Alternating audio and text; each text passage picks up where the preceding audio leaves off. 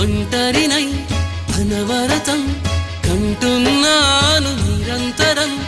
కలల్ని కథల్ని మాటల్ని పాటల్ని రంగుల్ని రంగవల్లుల్ని కావ్య కన్యల్ని ఆడపిల్లల్ని జగమంత కుటుంబం నాది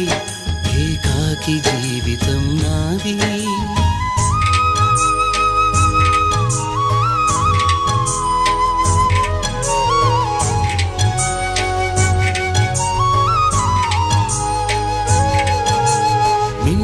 కంటికి